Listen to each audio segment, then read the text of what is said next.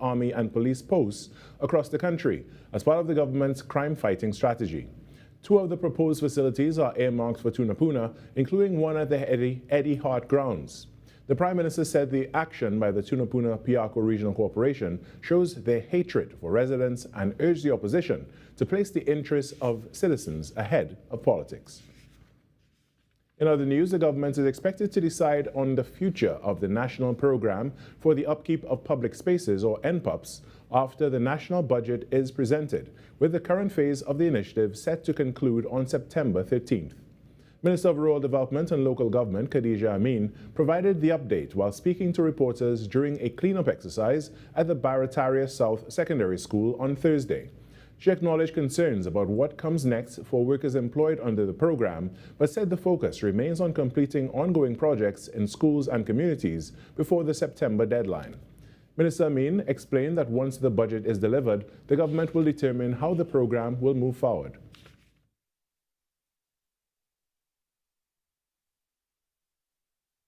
Although the program ends on the 13th of September, and we have to wait until budget to know how we are going to restart the program after budget. So the time we have between now, we want to wrap up the schools and some of those communities between now and the 13th of September when the program closes off. The minister also sought to reassure workers that efforts are continuing to resolve outstanding salary issues affecting some participants in the program. Ms. Amin said the significant progress has already been made in clearing payment backlogs owed to workers. We have identified what the issue is, and it's administrative. It is not the fault of the workers or the supervisors. What I have done is engage a company to provide services to do the payroll management so that it doesn't rely on, where it's subjective to human error. And some of these workers had about 5 fortnights outstanding. We have cleared that backlog, so some of them might have 1 or 2 fortnights, but I still continue to pay individual attention. So we are reaching out to the supervisors now for them to update us, because many of the workers have gotten the bulk of the outstanding monies. In more news, Caribbean Airlines has announced a strong domestic airbridge performance during the July peak travel period, reporting that more than 66,000 passengers traveled between Trinidad and Tobago in July. The airline noted that it had introduced additional flights as part of its enhanced summer schedule to accommodate the seasonal increase in passenger traffic and ensure reliable service between the 2 islands. It said this expanded schedule helped facilitate travel for families, business travelers, tourism stakeholders, and residents while supporting Tobago's tourism sector. Acting Chief Executive Officer Virmala Balkaran said the domestic airbridge remains a critical link for both Trinidad and Tobago. Caribbean Airlines said it continues to monitor passenger demand and operational performance throughout the peak travel period and will make adjustments where necessary. And in some sport now, there was finally some good news for Trinidad and Tobago football on Thursday night, with Club Sando FC registering their first win in the CONCACAF Caribbean Cup at the Hazley Crawford Stadium. In front of just over 300 fans, Club Sando got past the highly vaunted Suriname outfit SV Brokey 2-1. With 4 Brazilians in their starting lineup, Brokey looked more dangerous side in the early stages, and they took the lead in the 35th minute through a Shaquille Cairo header. That woke up Sando a bit, and they managed an equalizer in the first half stoppage time. Luke Phillip making it 1-1 from the penalty mark, and that would be the halftime score. Whatever head coach Angus Eve said to his men at halftime, coupled with some key substitutions, worked as Sando looked a different outfit in the second 45 and should have easily gone ahead long before ace striker Shaquille Henry scored in the 65th to make it 2-1 in favor of the Southerners. Next up for Club Sando, our fellow locals, Defence Force FC, on September 1st. And that's what's making the news this morning. But joining us right now is Virmala Balkaran, the host of Trinidad and Tobago Today. Good morning, Virmala, and happy Friday. Happy Friday. I was just asking everyone if it's actually Friday. I cannot believe it is Friday. Yeah, some people say Friday, because they just can't wait for the weekend to come around. For some reason, Friday came quickly, and I'm not mad about that at all. I really am not mad. Are you looking forward to the weekend? What do you have planned this weekend? I was just speaking to one of our makeup artists earlier, and I was thinking, I could do with a beach run So I may hit the beach. I have some work to do this weekend, but I Okay. think I'll take a little time and run away to the North Coast somewhere. I love that. You know, that's a good idea. I actually don't think that's a bad idea for myself. Maybe we'll bounce up. Well, I don't know. You don't like the outdoors too much, you know. Come Beach is on, but outdoors, you you have know. to say So that out loud, Carrie. We're trying. I'm trying here. I'm trying. You know, I think the beach in a small dose will work for me. It has to be in a controlled setting where I go with my own car and, you know, I leave ready to leave. I'm not going to stay for people like you to tell me, let's stay till the end of the day so all the bugs will bite you. yeah, exactly.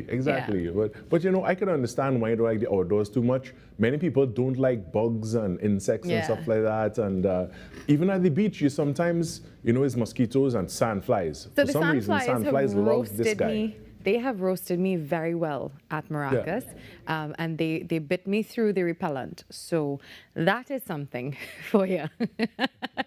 I think they just don't like me, you know. But you know, we're looking forward to a great weekend. Hopefully, you get some rest. I'll get some rest too.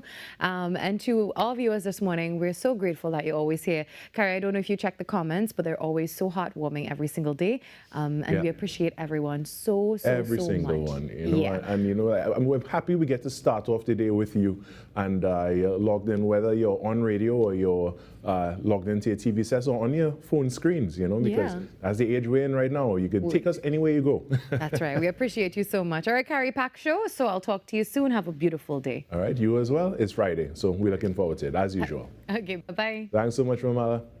When we come back, the Trinidad and Tobago Today morning show gets going right after this short break. Your stories, your communities, your country. TTT News is everywhere, on the ground, across Trinidad and Tobago, and on every smart device. TTT News, nightly at 7. TTT News, committed, accurate, relevant.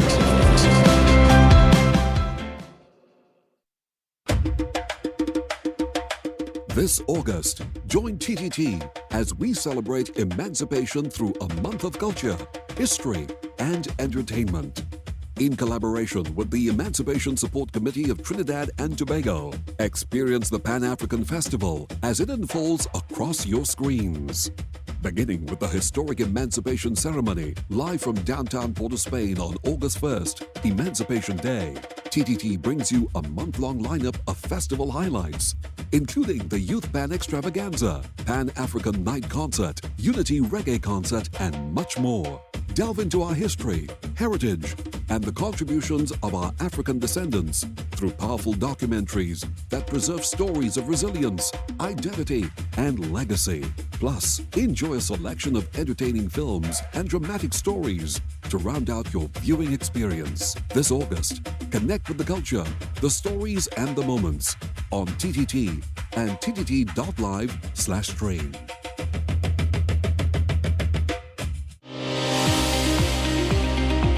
There are a number of risk factors for heart disease, so a lot of attention has to be put towards preventive cardiology.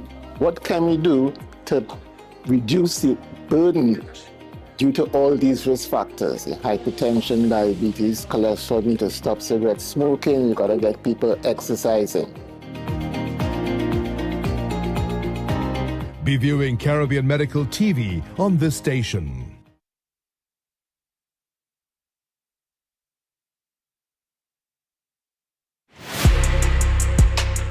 I'm Jamila Bannister, host of the Socially Safe podcast, the new TTPS podcast where we share real stories, teach real lessons, and create real impact. From online safety and youth crime to community policing and personal responsibility, we go beyond the headlines and talk about what's happening in our communities with the officers and experts who are on the front lines. Because safety starts with awareness, conversation, and action. Tune in to the Socially Safe podcast on the TTPS YouTube channel, listen on Apple Podcasts, and on Spotify. Don't miss it. Watch on TTT, Mondays 6 p.m., Tuesdays 1:10 p.m.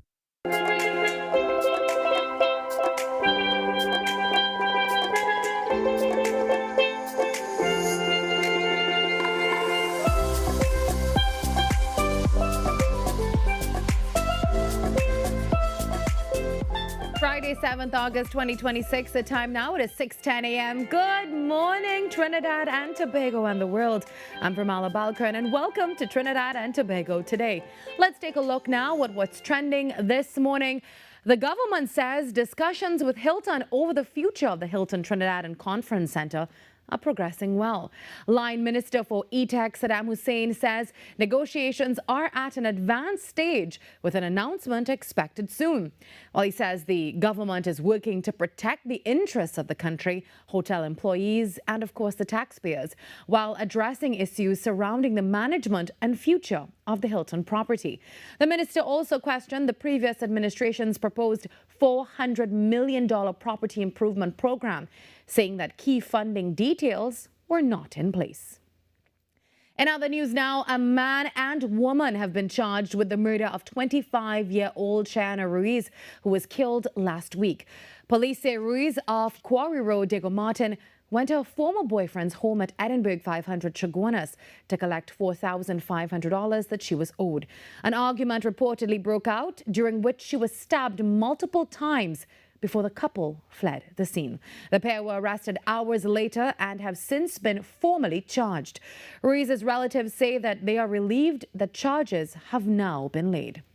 And 7 people, including a female Special Reserve Police officer, have been detained under preventive detention orders as authorities intensify efforts against organized crime. Police allege that Janessa Joseph is a member of the Pegasus gang and was involved in firearms trafficking, armed robberies, and supplying information on police operations. The other detainees include alleged Pegasus gang leader Treston Gussie Pegasus, alleged Grim 7 leader Clayton Satan Harewood, and 4 other suspected gang members. Officials say that detention orders were issued to disrupt organized criminal activity and prevent further threats to public safety. Also, the government has announced plans to establish 30 joint army police security posts across Trinidad over the next 4 months, describing this initiative as part of its ongoing strategy to strengthen community security and reduce crime.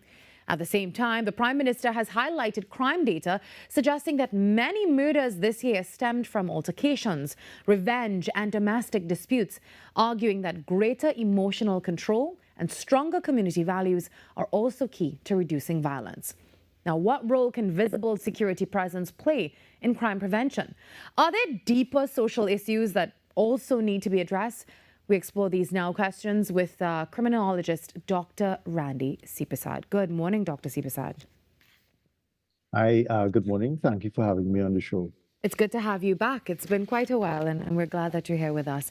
Now, Dr. Sipasad, the government plans to establish 30 joint army police posts across communities. From a criminology perspective this morning, what impact can a visible security presence really have on crime? Right. So that's indeed a very, very good strategy. It's something that has been tried and tested. Indeed, it is a strategy that has been around for a very long time. Certainly, for such a strategy to be effective, of course, it has to be deployed in a way that's sensible. You have to choose the location of the 30 police posts, in a strategic way, meaning in a data-driven way, as well as in a way that you ensure wider geographic dispersion of the police. Also, when police are placed within certain areas, of course, the expectation is that they're not simply going to be centered around the police posts, but they're going to be, moving throughout the communities, interacting with the public, have clear strategies for their patrols, for their deployment, for their movements, and the number of hours, strategies for how they interact with the public, etc., so that they start to build those relationships and so that they start to create that visibility in a way that really deters crime. So at the heart of it, when we talk about police patrols, we are talking about a deterrent strategy. We're talking about as well a strategy that helps to build public trust and confidence in the police, a strategy that helps to improve response times because the police officers are now situated in closer proximity to citizens. So there are a lot of wins in this particular, scenario, as long as it's done properly. Dr. C. Prasad, speaking about wins, are there particular types of crime that are more likely to be reduced by these fixed security posts rather than others? Yes, and that's indeed a very, very good question, because the thing about it is that, police presence really tackles the more visible types of crimes that may occur in public spaces. It affects the crime levels through deterrence. It also may even impact the routine activities of persons in such a way that it reduces those kinds of crimes. But one of the core criticisms of this particular approach is that there are other types of crimes, and particularly those that occur in public spaces, that really remain untouched with this particular strategy. So when we are talking perhaps, let's say, about child abuse, domestic violence, etc., these kinds of crimes actually remain completely untouched by these, more visible patrolling style strategies. So what we really need are alternative strategies. So it's not necessarily a criticism of, the patrol strategies and the deployment of police officers in wider geographic spaces, but it's saying that this strategy has to be complemented with other types of strategies that will tackle the less visible types of crime. The Prime Minister has also said that many communities have requested this greater security presence. So how important is community confidence and trust in making these kinds of initiatives successful?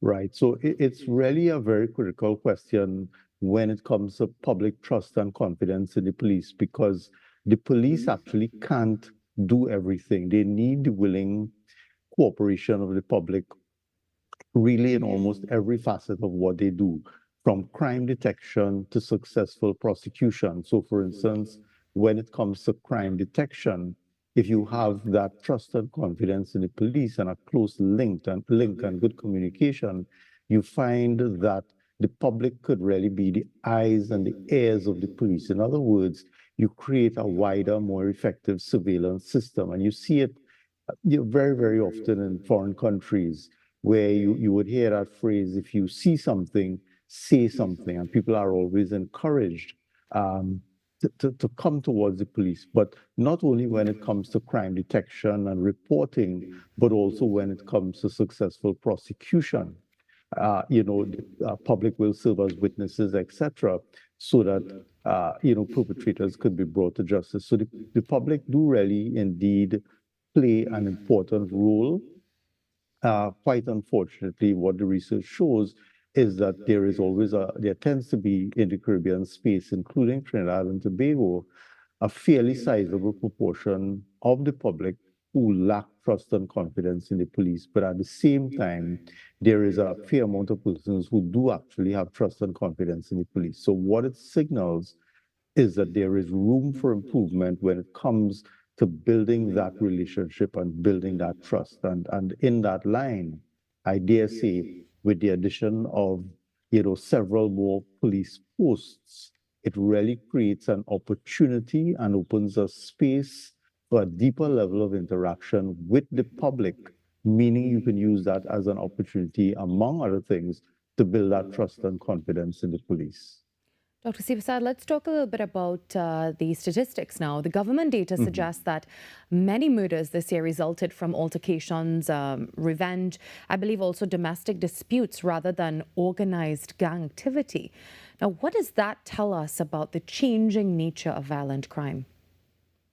Right. So I wouldn't even want to go as far as characterizing that as the changing nature of crime, because when we look at the crime statistics, these murders were always in the statistics when we're talking about altercations, revenge, domestic violence, etc. So what would tend to happen is that the proportions would go up, based on these types of offenses, given that gang-related murders have gone down with the state of emergency. So the thing about it is, the state of emergency tackles certain types of crimes, but as you rightly alluded to previously, certain other types of crimes really are not effectively addressed when it comes to traditional policing strategies. So it's not as much as the changing nature of crime per se, but now increasing visibility of certain types of crimes now that the national security apparatus is getting more of a handle on the gang-related crimes, which tended to dominate the landscape. But what it really calls for is other types of interventions. And I'm very, very glad that we are now starting to shift the focus to other types of crimes so that we shift the strategies as well to other types of approaches that can now start to tackle these other facets of crime that we are missing and have indeed been missing when it comes to traditional policing strategies. Building on that now, so if more violence is occurring between people who know each other, as we've been seeing, what kinds of interventions are needed beyond policing, Dr. Sipasad? Right. So this is where you're talking about the truly preventative realm, and you're talking about a whole of society approach. So you're talking about the churches, the NGOs, the schools, the non-governmental organizations, etc. Bringing in the psychologists, bringing in the social workers, instilling certain kinds of values and training in children, even from very, very small, intervening in families where there is a history of violence, intervening, in schools and in communities where we know that children are at risk of engaging in violence or are victims of violence in the home, etc. So you're talking now about a deeper level of engagement that goes far beyond what the police service is required to do. So this certainly is not a problem for the police service alone. We are not saying that the police service can't play a part in this particular aspect of it. Certainly they do have a role. For instance, when it comes to domestic violence, they need to respond in a certain way and not only wait until the matter escalates to a point where somebody's seriously injured or killed. But we are talking about the need for a far wider range of services and a far wider range of professionals. We're also talking about the need to educate the public so that they are aware of the warning signs within their families, within their children, in the community, etc., and also to develop that kind of willingness to seek the assistance and the knowledge about when and how to seek the assistance. So on the one hand, you have to build public knowledge and confidence in the systems that deal with this particular problem. Excuse me. And on the other hand, state agencies have to provide these services so that the public can access these services in such a way that it reduces the propensity for engagement in these other types of violence, which could sometimes lead to deaths. Dr. Sipasad, the Tobago Police have also welcomed this proposal for joint security posts. Could this type of initiative actually benefit both Trinidad and Tobago in different ways? Indeed. The landscape in Tobago when it comes to crime is very, very different from Trinidad. This doesn't mean, of course, that crime isn't an issue in Tobago. And one of the things you don't want to do is ignore a particular problem when it's at a stage that's much, much more manageable. You don't want to ignore it and say, okay, well, it's not really quite a problem yet. Let us only pour resources into Trinidad and perhaps, underserved Tobago. That would certainly be a mistake. So I'm really glad to see that emphasis is being placed both on Trinidad as well as Tobago. And I am aware that the government is keenly aware, that both islands do need a deep level of focus. So the nature of crime is certainly different in Tobago. The amount of crimes that are happening is certainly different. But at the same time, these strategies will help both countries through the deterrence mechanism. So it certainly is a very good move that we are focused on both areas and not neglecting one by focusing only on the other. Now, beyond the crime stats, Dr. Sibsad, what indicators should we use now to measure whether these initiatives are actually working? Now, that is a really, really good question that you've raised there, and it speaks to the issue of evaluating the effectiveness of measures that government has put in place and that the police service has put in place to fight crime. Too often, and we see this not just in Trinidad and Tobago, but across the Caribbean region, we have strategies that are put in place, but we never really carefully evaluate those strategies. And you're talking in your question about measures. Yes, of course, the traditional measures are police statistics, but of course, there are other ways to evaluate what is happening. For instance, you can conduct attitude surveys with the public. You can conduct victimization surveys with the public to find out about those crimes that are not actually reported to the police. You could go into schools and collect data, or into communities and collect data. When it comes to the police service, you could collect data from a range of different things. For example, you could collect data on patrols, on the frequency of patrols, on response times, on the quality of responses, on the satisfaction of persons who reported crimes to the police or interacted with the police, etc. So there are a lot of actual measures out there that can be used, and typically the measures are tailored to the interventions in question. So when you want to evaluate, you're looking at processes that are happening during the interventions, as well as the impact that interventions are having or intended to have, and you're designing ideally a range of measures that go beyond traditional crime statistics to get a very deep and detailed understanding of where the strengths and weaknesses lie when it comes to particular interventions. So evaluation is something that is absolutely key, something I dare say that unfortunately still isn't done to the level that it should be done, because when there are shortcomings, and I expect, with any kinds of interventions, there will be strengths and weaknesses.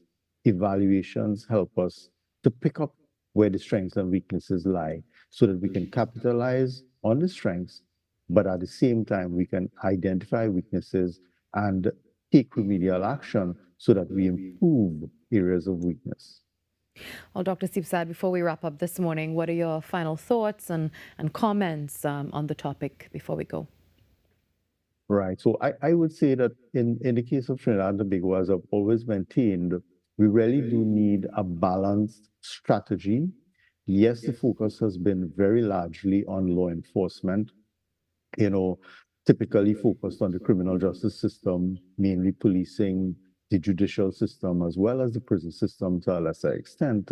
But what we are seeing unfolding currently under the present administration is that there's a much greater emphasis being placed, and this is being led by the Ministry of Homeland Security, much greater emphasis being placed on communities, schools, families, bringing in the psychologists and the social workers to help us understand the problem and engage with the particular problem. And this is certainly being led by the PACSO department within the Ministry of Homeland Security. So they're bringing that balance to the law enforcement strategy versus the intervention types of approaches, where we are starting to try to focus on the roots of the problem and engage young persons, engage families, etc. So if we can strike that balance where we create equal emphasis or near equal emphasis on the law enforcement approaches versus the intervention approaches, I think that we would make a lot of strides. And of course, all of this must be data-driven. We must have deep engagement of professionals at a lot of levels, and certainly across the board in terms of entities, NGOs, as well as state actors and other types of entities to bring their resources together in this particular fight. Thank you so much, Dr. Sibsad, for joining us. Always a great chat with you. We look forward to talking soon again. Have a good day. Thank you. Always a pleasure. All right. Right, have a great one. For all the stories that you see here and more, head across to TTT Live online. And if you want to reach out to us, you know what to do. Send us an email at tttoday@ttt.co.tt. We take a break and come back with more. Jareem the Dream Richards, he's up next.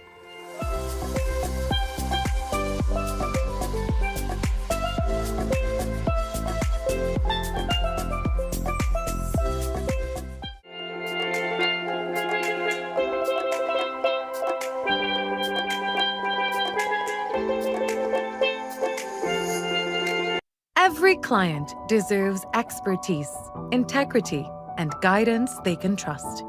At Camino Realty International, we deliver integrated real estate solutions, sales, rentals, property management, and project development.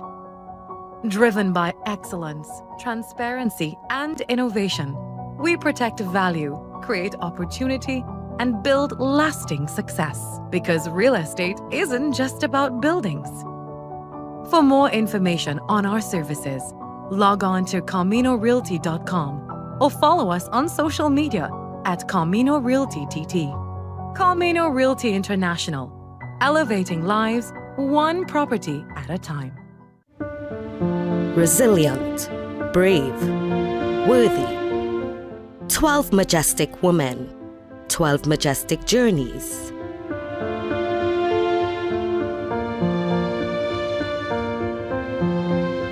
Majestic Makeover Season 3, coming soon to TTT and TTT Live online. Majestic Makeover Season 3 is powered by... Hey, up for this exciting challenge and confident about your business? If you are, the 1020 feature is just what you need. It's where you give your customers 10 reasons in 20 seconds why they should shop by you. This fun-filled feature will be captured, packaged, and aired on television and promoted on social media simultaneously. Small, medium, and large businesses call or WhatsApp 764-3378 or 313-4215. Let's feature your business. 1020 with Junior K. It's affordable, effective, and fun. I am your mother, Aunt, grandmother, guardian, friend, and I promise to protect you in all situations because someone has hurt you, violated you, harmed you, abused you, and you were brave enough to tell me. You trusted me. You came to me for help. To defend, for support, to protect you. No amount of money or bribes, favors, or gifts will stop me. You are most important to me. You are worth more to me than any material thing. I will do all in my power, in my heart, to make sure that you are taken care of and that justice is served and you thrive. Together, my daughter, my son, my child, we will live and love. I will protect you. Break the silence. Report all cases of child sexual abuse.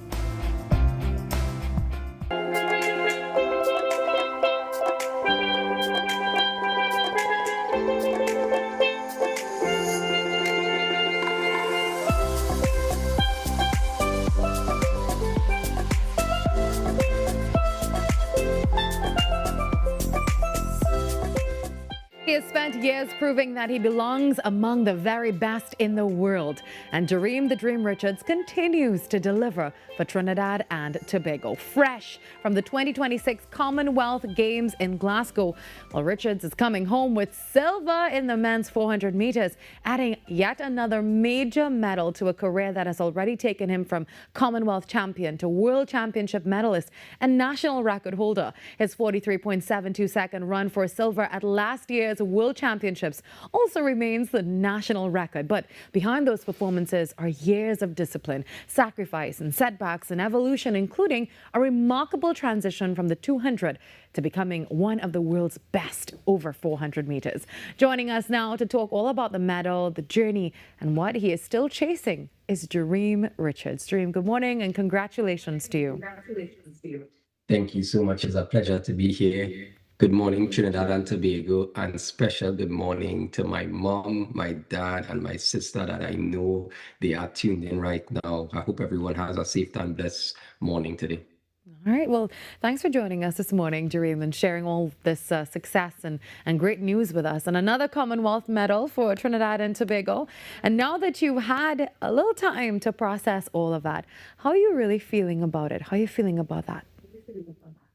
Overall, I'm feeling blessed, honestly, to be able to run track for this long, to have such a successful career over the years. It's just a blessing, honestly. I'm in the point of my career where I'm really just enjoying and soaking in every moment. I feel like in sport, sometimes the cliche to say is to have fun. And athletes, I think, really and truly don't have fun all the time. But this point in my career, I'm actually like having fun, enjoying the highs, enjoying the lows, and just soaking up the moment. I think each and every moment is a blessing, and it's an opportunity to get better. It's an opportunity to learn. So I'm just soaking up the moment and enjoying it and having fun because it is a blessing to me. So take me back inside that 400-meter final. How did you feel coming out of the blocks, and at what point did you know that you were in the fight for this medal? Even before the race was there, I know I had a solid chance. I was running really well throughout the rounds, and in the blocks, I was the most relaxed I've ever been in a championship. Like I was relaxed, I was ready to execute my first 100. I finally feel like my speed is back this season. So my first 200 meters was definitely really well executed. Coming around the turn, I started to set the race up really good. Looking forward to give that last push for the last 100 meters. And in the last 100 meters, I kind of fell in a bad position. What we would say is in track and field, your hips got a little bit behind you. And in track, if you're in a bad position, sprinting, it's hard. It's almost like you have to stop running, correct your form, and continue to go. And at that point, Samuel Ogazdi started to pull away. And in my mind, I was like, well, okay, I can't stop. So let me just hold this position all the way to the line. I'm happy with it. It's a blessing. This is my first time taking up the 400 meters at the Commonwealth Games. I would have been two-time defending champion in the 200 meters, and still to take up a new challenge, it would have been a more competitive event. The 400 meters was, so to take up a new challenge and to add, I guess, more legacy to my or more diversity to my legacy, I would say it's a blessing. I'm just enjoying it. I'm loving it. I'm just, trying to be as best as I could be and make the best out of my career as I possibly can. Yeah, so we know you've achieved so much at the Commonwealth Games over the years. So does this medal now in particular feel different because it came in the 400 meters?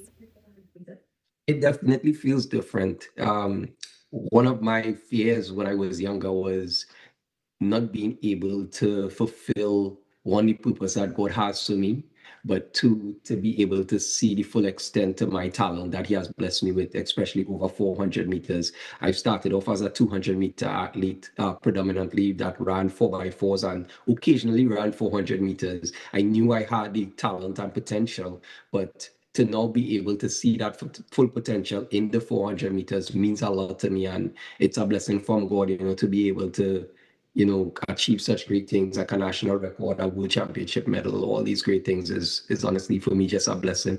Yeah, I was just about to ask you that. So many people knew Jareem Richards as the 200-meter specialist. So what convinced you now that you could become, and you actually did become, one of the world's best over 400 meters as well?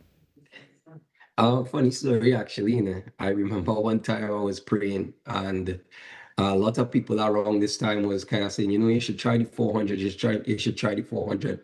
And I took it to God in prayer, and I was like, Lord, if I could run 44, 50, anything, controlled and relaxed, I would take it serious. And in 2023, I went to the CAC games, and in the final, the day of the final, I got a little bit sick. So I wasn't planning on, I was just trying to win the race. I wasn't planning on trying to run too fast. And I ran comfortably 44, 54. And at that day, I realized, okay, Lord, you answered my prayers. So I had to take it serious because I took it to prayer with God and He answered my prayer. So I actually had to now take it serious. But outside of that, it's just something that I always wanted to achieve. I always wanted to be able to be that versatile athlete and to be able to, put my name down in the history books. Dream, at this level, we see the race, but we don't always see what it takes to get there.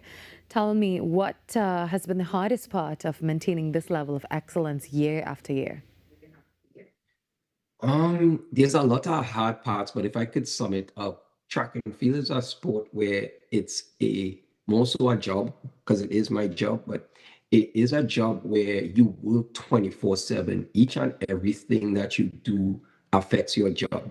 My body is my business, and I have to make strategic and smart, accountable decisions so that my business could be successful. So I have to eat healthy, hydrate well, go to bed on time, all these things, every decision that you make, every sacrifice that you make is important to be a successful athlete. And especially at this age, I'm obviously a bit older now. I have to be very strategic in everything that I do to make my body be able to be successful in all these meets and have that longevity, so it's a difficult thing at times. Sometimes you're away from family, and to me that's probably one of the most difficult things for me, having to leave my family, but then obviously understanding that this is the way I would provide for them. So leaving my family definitely I would say is one of the most difficult things for me. And then obviously it's a 24/7 job, so even when you're not training, you're still actually trying to recover and keep the body healthy as possible so you could be successful when that time comes. But not just physical, but there's also the mental, emotional part of it. You've experienced victories and even disappointments in some incredibly close races. How have those moments really changed you mentally as an athlete? It has changed me a lot, honestly. Just being able to go through the ups and the downs, the highs and the lows. I think track and field to me is like life. Like life has its ups, life has its downs. And one thing I love about track and field most is that it brings me closer to God. I realize that there are a lot of things that are out of my control. And when I am able to bring those things up to God and say, Lord, and not this is not my will, this is yours. I would allow you to work through my life. It makes life a lot easier for me, even in trials, tribulations, even in the ups, even in the downs. I'm able to trust in Jesus Christ that He has a plan, He has a way, and in some way, form, or fashion, it will work out for His good and His glory.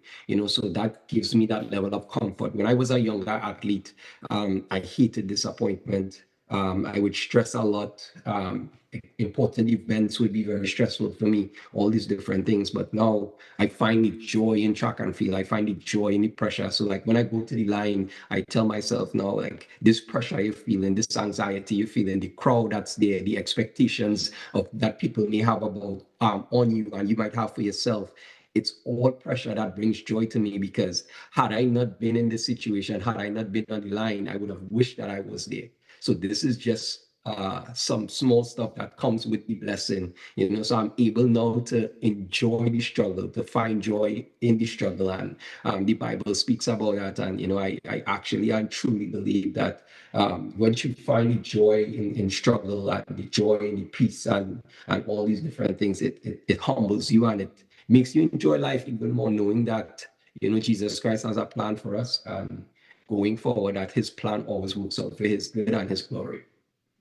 Jeremy, you're now one of the athletes younger Trinidad and Tobago sprinters actually looking up to, and rightfully so. What do you want them to understand this morning about the work behind the success that they see? What I would like the younger athletes to understand is there is a lot of hard work, dedication, and I think accountability that goes into being successful. You have to be able to be patient with your own success and focus on you and the controllables.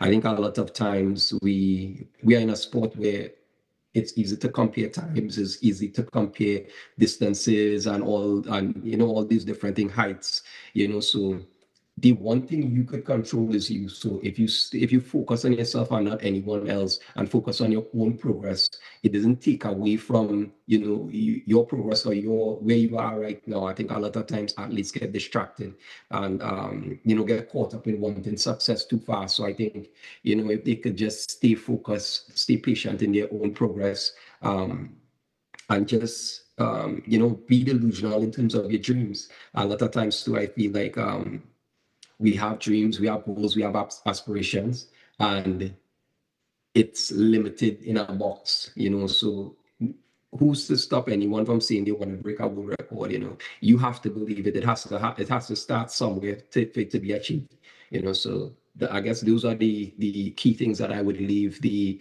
younger athletes and younger generation with. And trust in God and lean not on your own understanding, because we think as human beings very limited. From a godly perspective, there's nothing that he can't do, and with him, there's nothing we can't achieve. So those are the advices that I would leave with the younger generation.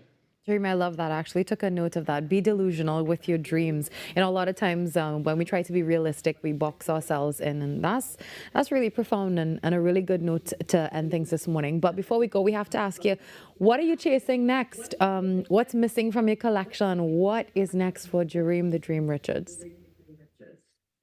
A lot, actually. If I'm talking this season, we still have the Ultimate Championships at the end of the year in September. For us, it's going to be the first time this is happening, so I'm looking forward to that. It's going to be a big meet. The best of the best going to be there. So I'm looking to, edge my name into history as, one of Trinidad and Tobago's first medalists there, along with Kishore Walcott. And what is missing? The only medal that has eluded me thus far is the Olympic medal. Obviously, people might know or may not know, but I was fourth in 2024 Olympic Games in the 400 meters. That would be the last medal. Sometimes I feel like for any Avengers fans out there, I feel like Thanos just waiting to collect all the Infinity Stones as the last one that I would have to collect. But yeah, honestly, that is about it. I just kind of enjoying life, enjoying track, doing as best as I could possibly do. And I mean, if it happens, it happens. If it doesn't happen, it doesn't happen. But right now, I would just say I had a blessed career. I'm very happy with what, through the grace of God, what I was able to achieve in this sport. And, I'm blessed. Like, it really had not much I could say. If it comes, it comes. If it doesn't, it doesn't. But I'm definitely working towards it. That is definitely one of my major goals, something that I would love to achieve in my career. Dream, thank you for that, and thank you for inspiring us this morning. We really, we know that you're going to add that final stone to the collection, and you're going to go and do your best, because you always do that. We are so proud of you, and what you continue to accomplish is a tremendous source of pride for TNT, and it's very impressive, and the longevity and determination behind it. We applaud you every single day. So thank you so much for that, and we hope that you'll join us again very soon.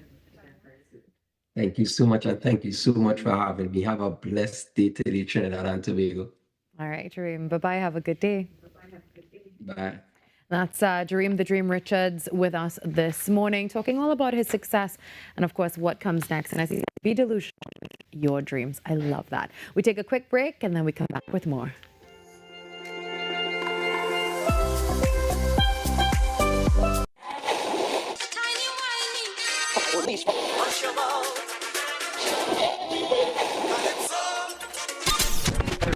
Since 1972, one sound has been living in the heart of Trinidad and Tobago, the longest running radio station in the nation.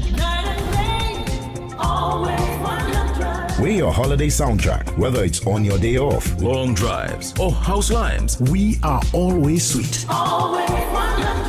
This is music with meaning, music with memories. Music that feels like home. And it's not just the songs, it's the voices you trust, personalities you've grown with. Laughter that sounds familiar. This isn't just radio, it's tradition. It's memories. It's part of who we are. Sweet 100.1 FM, the rhythm of our identity, part of your family.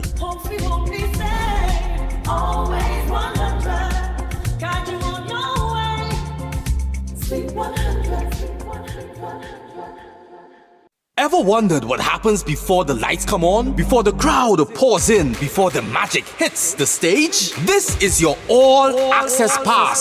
Sneak Peek with Junior K takes you behind the scenes of the biggest cultural moments and the hottest events across TNT. From the sound checks to the stage setups, from final rehearsals to exclusive interviews. If it's about to be big, we're already there. Catch Sneak Peek airing daily on TTT and relive every moment on all our social media platforms. Sneak Peek with Junior K, where the story starts before the spotlight.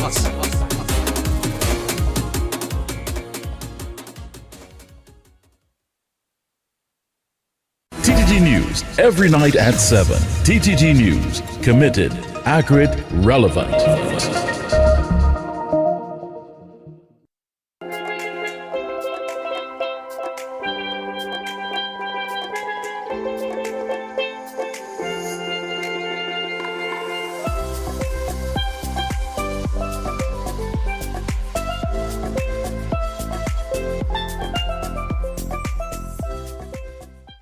Music has always been an important part of Hindu worship, but Hari Fest is giving that tradition a distinctly modern energy. Now in its 4th edition, the festival brings together bhajans and live bands, dance, yoga, and even a spiritual rave, all built around a message of peace and love and unity. And this Saturday, the NCIC Diwali Nagar will once again be transformed for an evening organizers say is not simply about watching a performance, but becoming part of the experience. And joining us this morning to tell us more about Hari Fest 4 and the idea of feeding our cosmic hearts through music is its founder and a good friend of mine, Kavish Miraj. Kavish, good morning and welcome, and also Sitaram.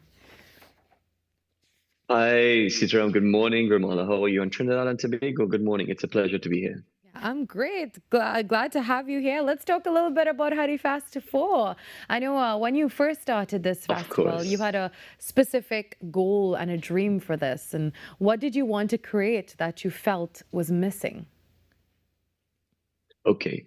Well, thank you so much for having me here. And about Hari Fest, let's get into it. So from 2014, we started having bhajans and spiritual jamming, as we call it, that unites people, which is through music, and having a fun way out of the temples and out of the religious organizations through a very festive lifestyle for people to jump and sing and just be happy. So this is what the meaning, and Hari Fest has done that. Hari Fest started in 2023. It's our 4th year, and we have achieved that goal by a young people especially coming together as a cultural group and jumping and singing out of the traditional way to chant and be happy. So you're describing it as a modern Hindu music festival. So what exactly does a modern Hindu music sound and feel like? Well, a modern Hindu music, good question, is where we blend that East and West together. So the formula is Eastern traditional tunes, like what we know, we grew up with it at temples, we grew up with it in our religious organizations, and we merge that with the Western sounds, the EDM style, the rock music, the pop music, the contemporary music.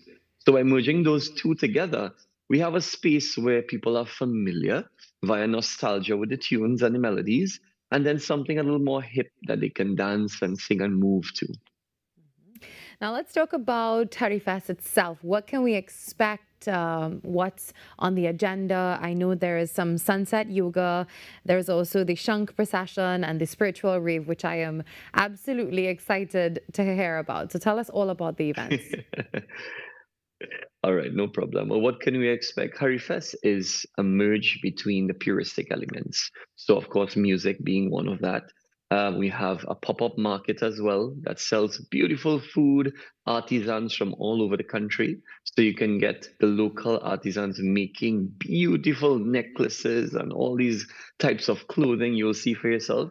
Then, of course, we have elements like the spiritual rave in the night that takes the party on. We have Glow Garba, which is a very popular thing there. We have also some yoga, sunset yoga as well. Then we have workshops there. We have so much to do. And the NCIC Nagar is a very big compound. There's secured parking there.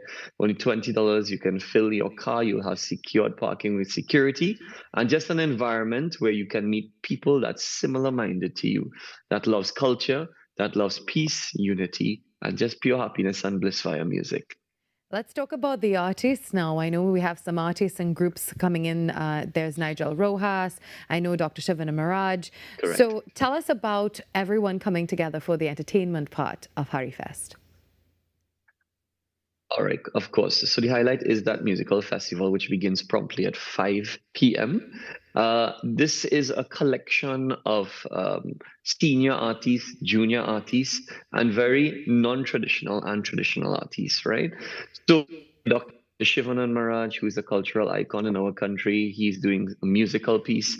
We have Nigel Rojas, as you mentioned, to bring that Caribbean flavor by a reggae and chanting together with our band, Kavish the Band. We also have the ISKCON group coming to do some beautiful work with us. We have a healing session where I have Dr. Vasant Basdeo and Parvati Rampasad, who are using the singing bowls to ensure that your chakras are enlightened.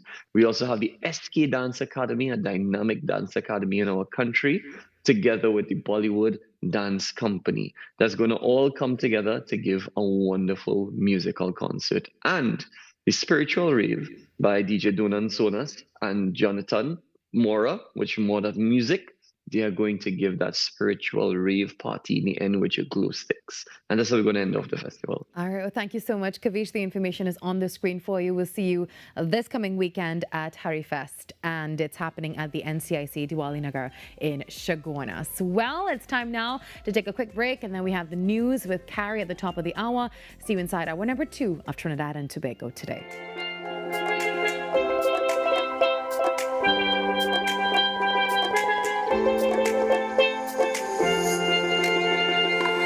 Every client deserves expertise, integrity, and guidance they can trust. At Camino Realty International, we deliver integrated real estate solutions, sales, rentals, property management, and project development.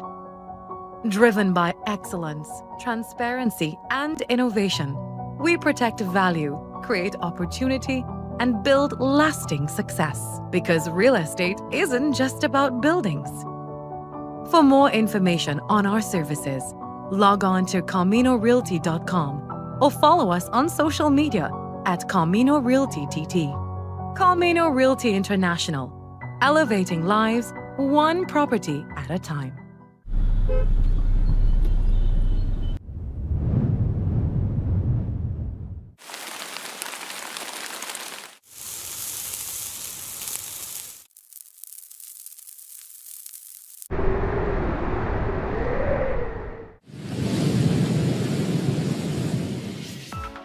TTT weather with Zaina James, daily at 7 p.m. Up for this exciting challenge and confident about your business? If you are, the 1020 feature is just what we do. It's where you give your customers 10 reasons in 20 seconds why they should shop by you. This fun-filled feature will be captured, packaged, and aired on television and promoted on social media simultaneously. Small, medium, and large businesses call or WhatsApp 764-3378 or 313-4215. Let's feature your business. 1020 with Junior K. It's affordable, effective, and fun. This August, join TTT as we celebrate emancipation through a month of culture, history, and entertainment. In collaboration with the Emancipation Support Committee of Trinidad and Tobago, experience the Pan-African Festival as it unfolds across your screens. Beginning with the historic Emancipation Ceremony, live from downtown Port of Spain on August 1st, Emancipation Day, TTT brings you a month-long lineup of festival highlights, including the Youth Band Extravaganza, Pan-African Night Concert, Unity Reggae Concert, and much more. Delve into our history, heritage, and the contributions of our African descendants through powerful documentaries that preserve stories of resilience, identity, and legacy. Plus, enjoy a selection of entertaining films and dramatic stories to round out your viewing experience. This August, connect with the culture, the stories and the moments on TTT and ttt.live/train.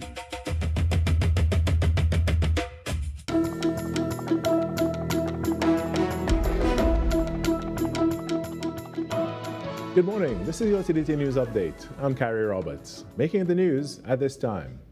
Minister of Rural Development and Local Government, Khadija Amin, has dismissed concerns that the proposed prison labor initiative could replace workers employed under the National Program for the Upkeep of Public Spaces, or NPUPS, insisting that there is sufficient maintenance work for both programs to operate simultaneously.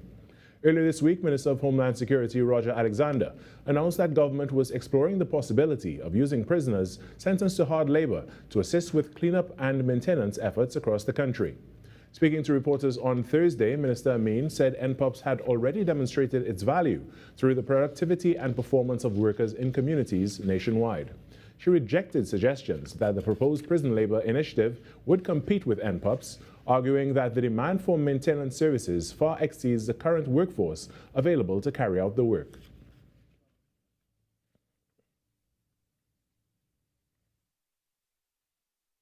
Listen, it have real grass to cut, you know. There's no competition. It have real grass to cut. We have proven that NPUPS works. Our NPUPS workers have shown their performance.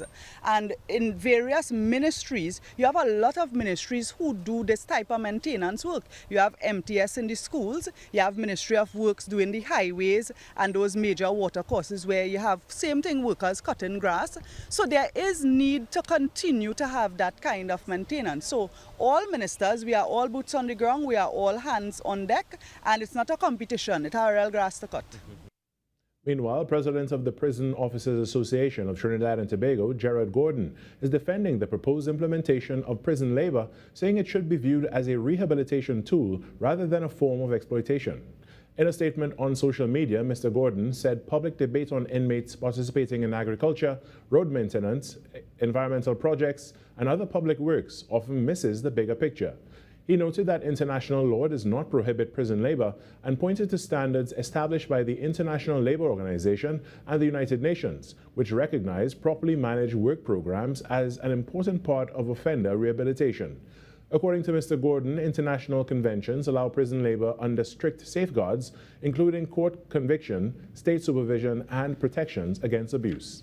Mr. Gordon said modern correctional systems increasingly view work programs as opportunities to teach responsibility, discipline, punctuality, teamwork, and vocational skills, while also helping to reduce violence and disruptive behavior within prisons. He also highlighted Trinidad and Tobago's prison rules, which provide for inmates to earn remuneration based on conduct and industry. And in Tobago, religious leaders in Tobago are calling for peace as statements with racial undertones dominated headlines in recent weeks. Religious leaders representing the Tobago Faith-Based Council gathered at Masjid Al-Tawbah in Lowlands on Wednesday night for talks with Chief Secretary Father Agustin, urging an end to the controversial statements. Addressing the media after the meeting, Director of the Lowlands Mosque and spokesperson for the council, Camille Ali, said the comments were inconsistent with the principles and culture of Tobago and Trinidad. We condemn this in the highest form. And this day and age, we should never have these talks going on. Because what it does, it incites and it divides us as a people. Because when you are in a leadership position and when you behave in that way, and when you carry on, what is going to happen? People are going to follow suit. Mr. Ali said that in Tobago, religious leaders enjoy harmonious relationships with each other and are in constant dialogue about making a positive impact in Tobago. He wants the country to follow their example and focus on bringing people together instead of creating division. Chief Secretary Father Agustin echoed the Council's concerns, warning that the recent controversy could have far-reaching negative implications if allowed to continue. I am disappointed that in 2026, Trinidad and Tobago is still here. I have to work on that because I don't want us to get to the place where our economic fortunes are in jeopardy because we cannot move with each other. There are investors looking on at Trinidad and Tobago right now who might be wondering whether this is a good place to bring foreign direct investments. Mr. Augustine reaffirmed Tobago's commitment to inclusivity, emphasizing that the island continues to welcome people of every religion, race, and ethnicity. Now, Trinidad and Tobago international Kieran Ngwenya has officially signed a 2-year contract with EFL League 2 club Rotherham United. A release from TTFA Media indicated that the 23-year-old versatile defender arrived as a free agent after rejecting a new deal at Scottish Championship side Dunfermline Athletic. Ngwenya made his debut for TNT earlier this year against South Korea in Salt Lake City. The 2-year contract, which runs through to 2028, will see Ngwenya become the club's 8th summer signing. He is part of a major defensive overhaul under manager Alex Bruce following the club's relegation last season. Born in Glasgow, the left-footed defender came up through Aberdeen's youth system. He logged 61 total appearances in Dunfermline over the last 2 seasons and is known for his ability to fill in at both left-back and centre-back. And that's what's making the news at this time. After the break, Virmala is back with our number 2 of Trinidad and Tobago Today. Stay tuned. Your heart, brain, and body work hard every day. Give them the support they deserve with omega-3. Packed with essential fatty acids, omega-3 helps support heart health, brain function, and overall wellness. Whether you're staying active, focused, or simply living life to the fullest, live healthier with omega-3. Wellness that works from within. Tune in to Wellness Unlocked on TTT Tuesdays and Thursdays at 9:45 a.m. You are dearer to me than all the stars. So many wish but never reach. 'Cause when I'm falling and all the world seems dark, you help me find my peace. Oh, shun mi ba vishani. Oh, shun mi ba.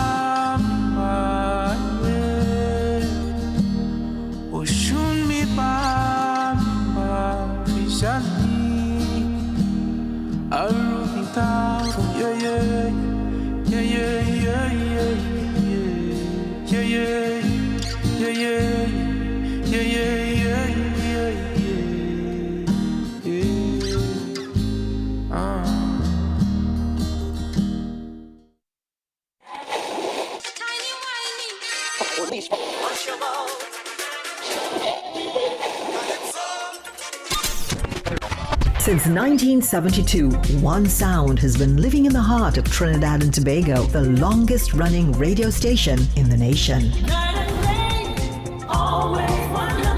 We're your holiday soundtrack, whether it's on your day off, long drives, or house limes. We are always sweet. This is music with meaning, music with memories. Music that feels like home. And it's not just the songs, it's the voices you trust, personalities you've grown with. Laughter that sounds familiar. This isn't just radio, it's tradition. It's memories. It's part of who we are. Sweet 100.1 FM, the rhythm of our identity, part of your family. Always 100, got you on your way. Sweet 100, sweet 100. Unleash your imagination with TTT's Terrific Toon Time. Join us as we stop evil geniuses from taking over the world on Super Z, or hop on board for a journey into outer space with Galaxy Kids. Be a part of our quest to save the forest alongside our robot pals from Bugspot Ignition. Or let's go exploring with Duda and Dada. It's fun-filled adventure with Terrific Toon Time right here on TTT.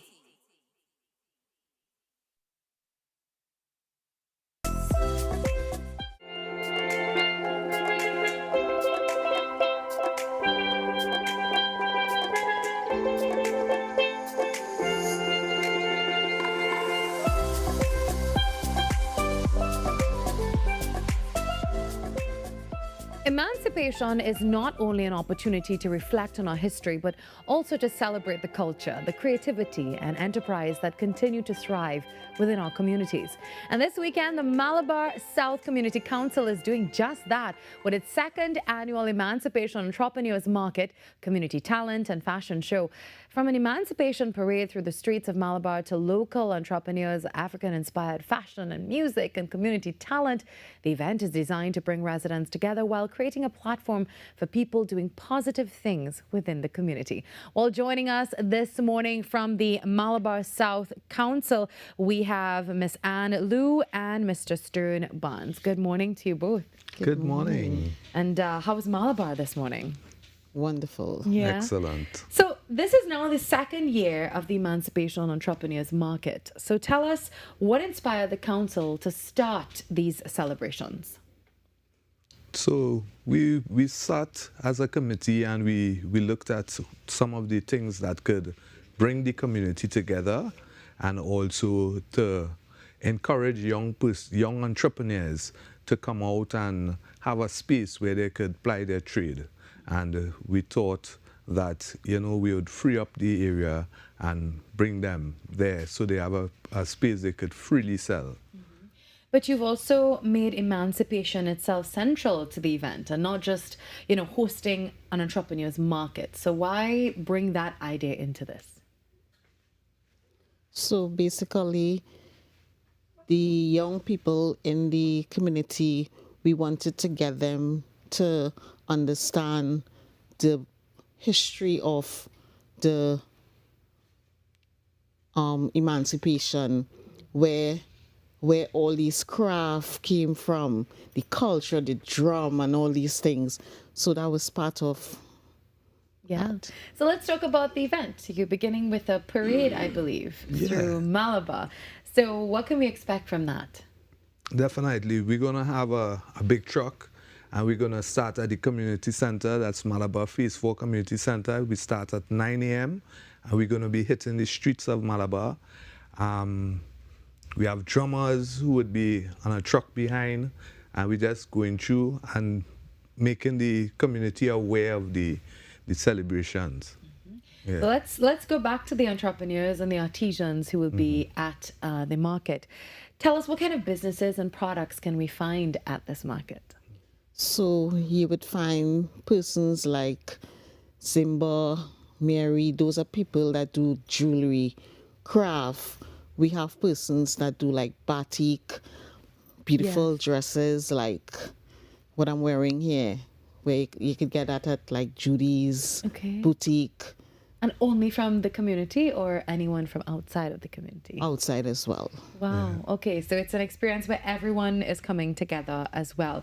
So you're showcasing some talent from within Malabar as well. Tell us about the activities you have planned for the day and the performances. So basically, like Mr. Bang said, we're going to start with the street parade and then we come back to the center and then we go into the show. So we will have drumming, we will have dance, we will have food, and of course, vendors that persons could look at the crafts and stuff and purchase. There's a fashion show as well. Yes. Okay, tell me about the fashion show. So basically, we have young, like from 5 to 16. That would be the younger ones. And then we have like male and female doing their part. And what are you hoping that the younger people in Malabar will learn about emancipation and their heritage through this event?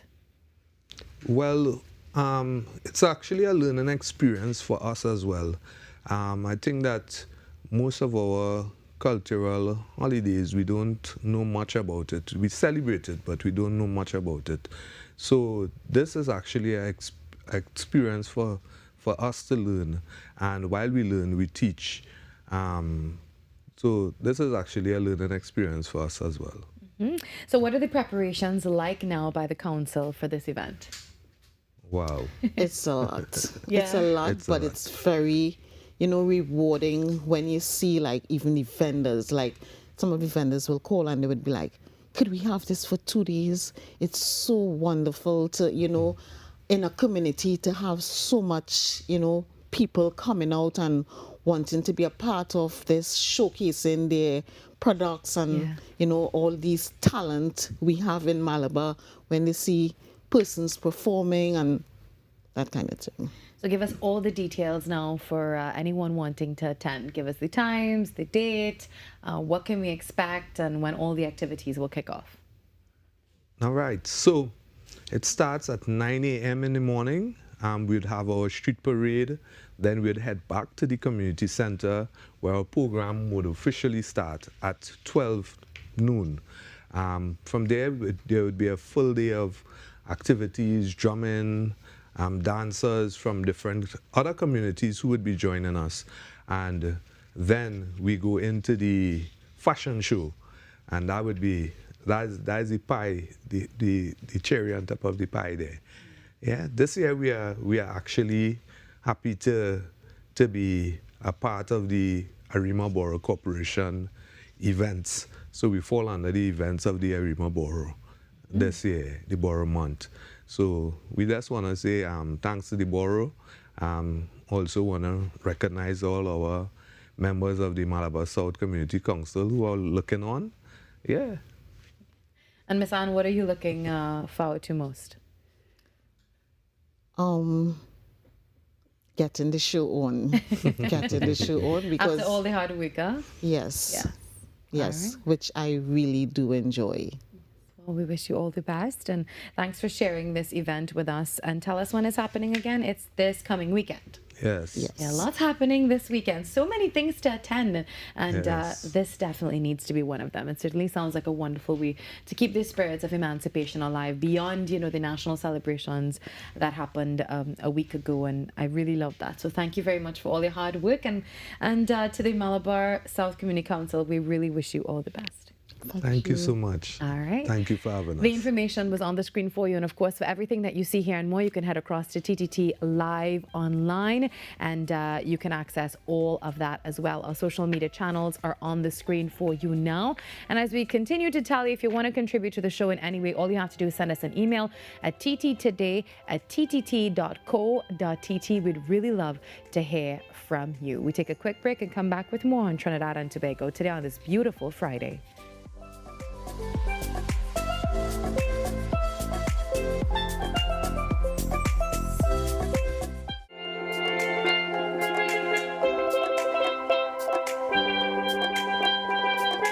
Every client deserves expertise, integrity, and guidance they can trust. At Camino Realty International, we deliver integrated real estate solutions, sales, rentals, property management, and project development. Driven by excellence, transparency, and innovation, we protect value, create opportunity, and build lasting success. Because real estate isn't just about buildings. For more information on our services, log on to CaminoRealty.com or follow us on social media at Camino Realty TT. Camino Realty International, elevating lives one property at a time. Coming up on Caribbean Passport, it's pulsating energy, deep cultural traditions. It's none other than Barbados crop over. Being at one with nature is no problem in Antigua and Barbuda, so let's swim with the stingrays. Fashion that's all-inclusive. And Caribbean tourism is at the forefront in Guyana. Be viewing Caribbean Passport as we explore the beauty of our region, right here on this station.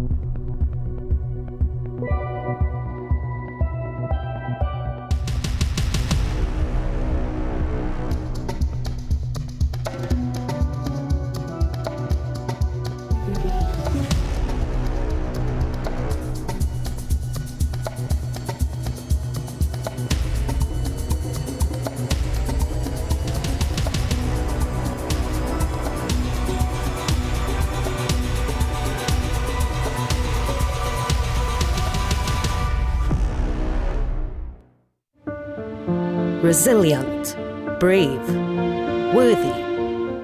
12 majestic women, 12 majestic journeys.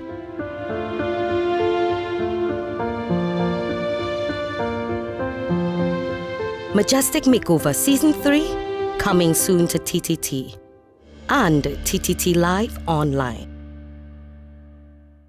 Majestic Makeover Season 3 is powered by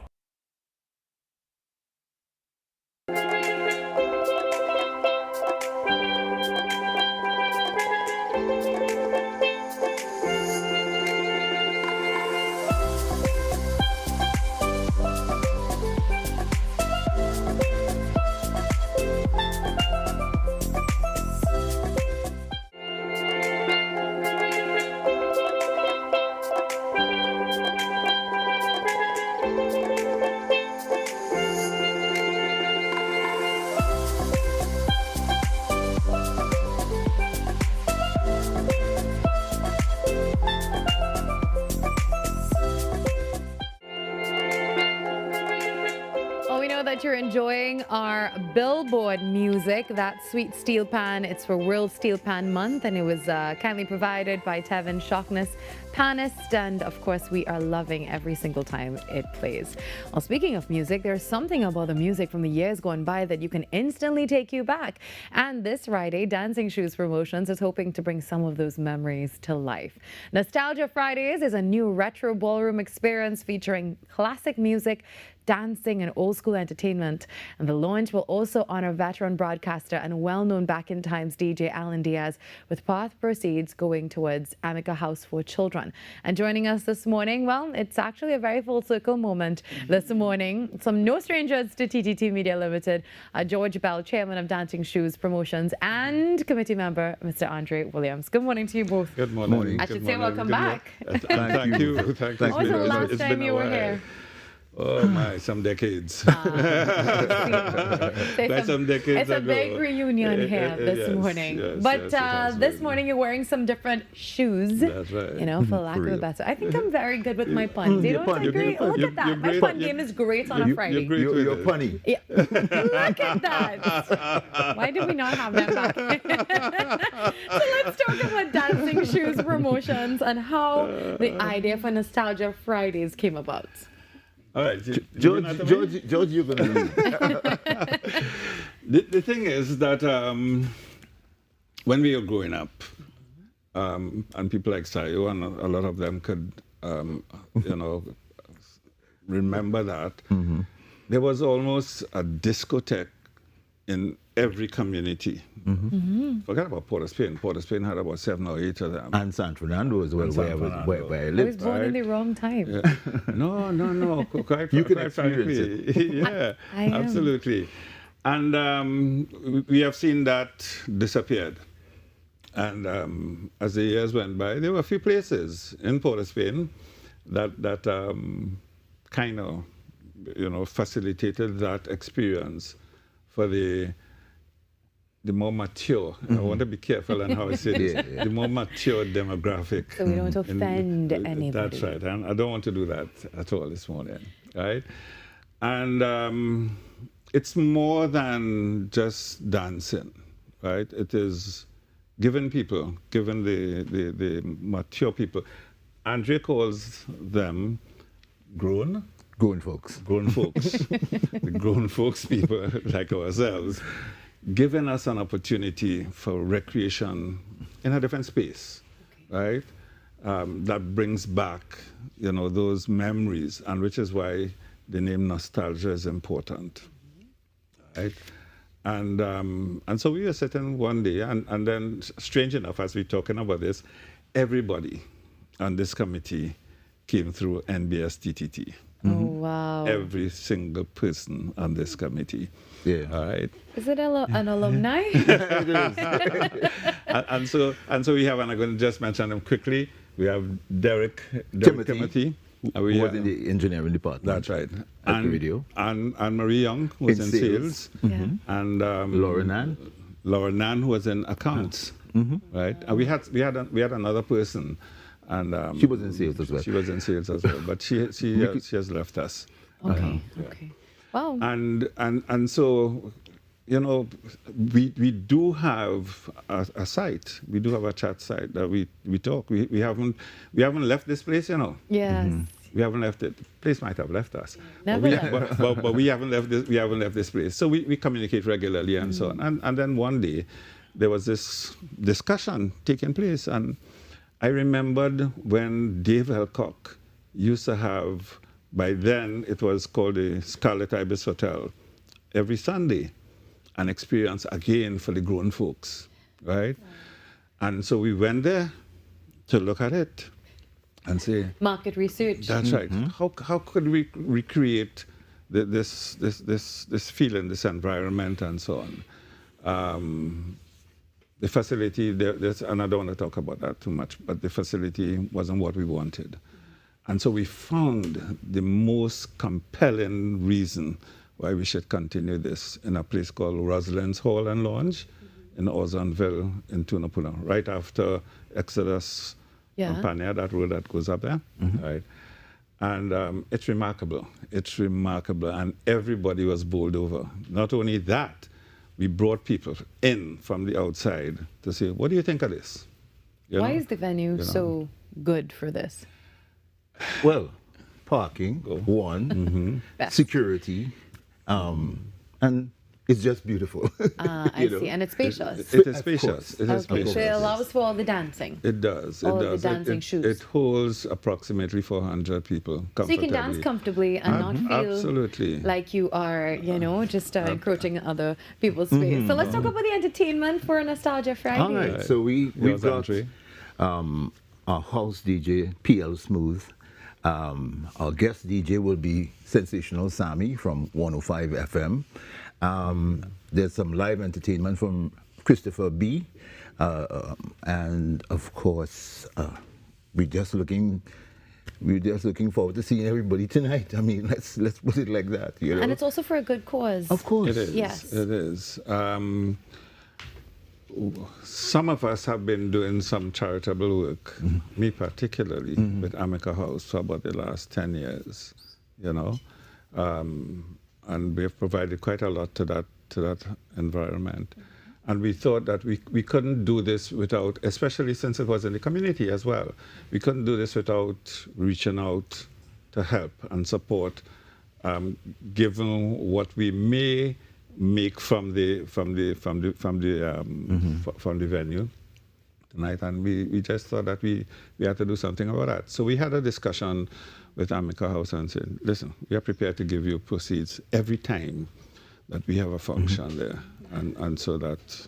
And talking about that before we go, the whole idea is that we're going to continue to December with activity. So we also have something coming up on the 23rd of September, which is pre 50th anniversary. We're going to be inviting. We're talking already about that. Joey Lewis Orchestra as well. So it's going to be a big night to celebrate in red, black, and white. So shine bright. And so we went ahead, but let's go back to tonight.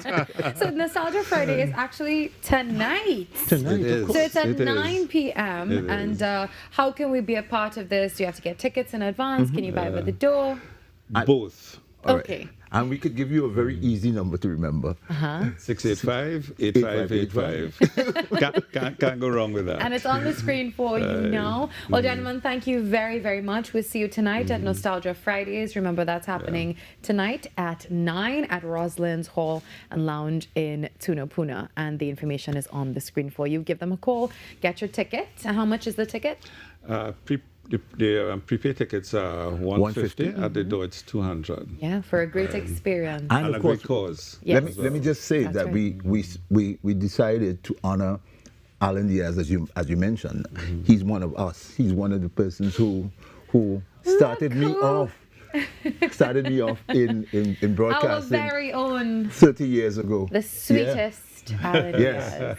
No, You know, I refer to him as a real human being. yeah, he actually, yeah, sweet boy. He actually, he was one of my first radio mentors There when we I go. started There on we Sweet go. 100.1 FM a long time ago. So Alan, we love you. Very And much. it's a great tribute to Very you. Well, we much. see it tonight. As we said, Nostalgia Fridays. It's happening tonight. Information is on the screen for you. 7:29, we take a break and we come back with more. Thank you so very much.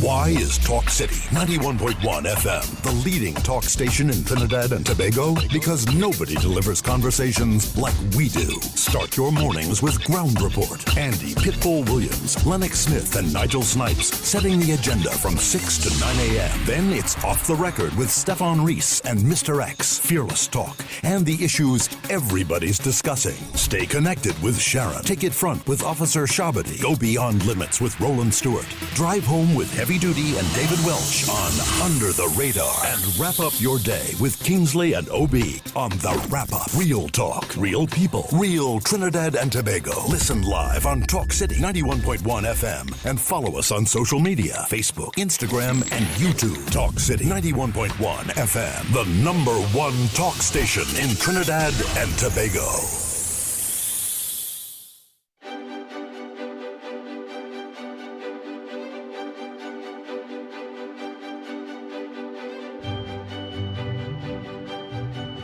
Welcome to 1020 with your truly Junior K. Open day. Big things happening in CTS College. Joining me inside this challenging 1020, we have Charles, of course, MBA student and lecturer. Are you ready? 10 reasons in 20 seconds why somebody should attend CTS College. Oh yeah, that's easy. Eh? Really? The clock is ticking. Begin. All right, so you have daycare, primary school, preschool, secondary school, tertiary education. It's convenient, it's flexible. There's a lot of payment plans that's available. A lot of the courses available online, and most importantly, student support like crazy. Whoa, with 3 seconds left. Watch now, Charles. You aced it. Big up to CTS College, man. 1020.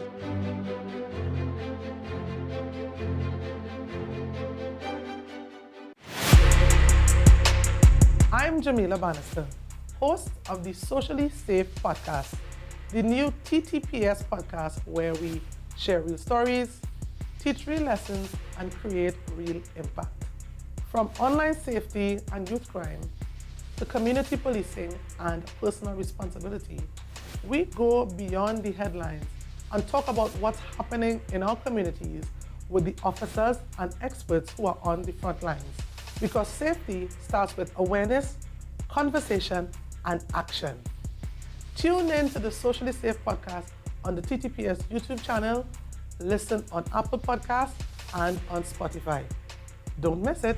Watch on TTT, Mondays 6 p.m., Tuesdays 1:10 p.m. When it matters, we're there, reporting the news as it happens, because your world can't wait. TTT News, nightly at 7. TTT News, committed, accurate, relevant.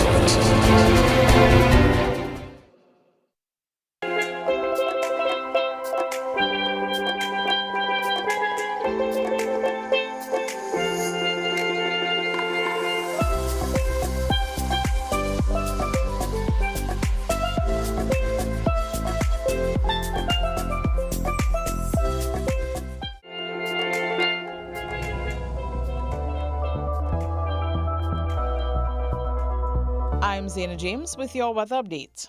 A dry tropical wave will move across the region on Friday, but with very little moisture available, we're not expecting much rainfall. Instead, expect another hot, sunny, hazy, and breezy day with a few mid-afternoon showery spells mainly across southern Trinidad and Tobago.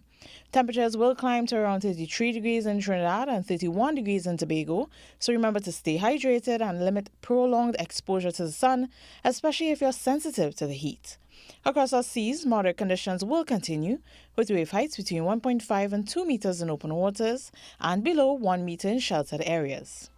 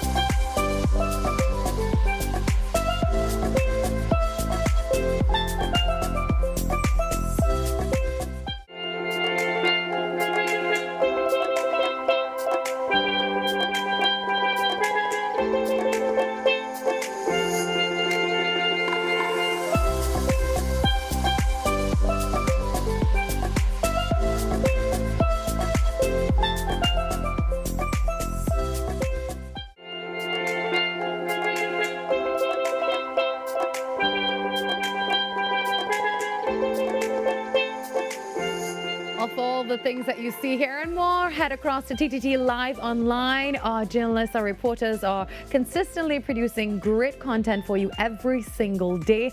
And of course, you can follow us at TNT Today Show. Send us an email as well at tttoday@ttt.co.tt. Well, just a note for you this morning that the priority bus route will be temporarily open to light motor vehicles on Saturday, August 8th to help ease traffic during the Laventille Emancipation Steel Band Street Parade. So just a note for you, if you are in the capital, a motorist will be allowed to use both the eastbound and westbound lanes between Port of Spain and Champlain between 5 p.m. and 11:59 p.m.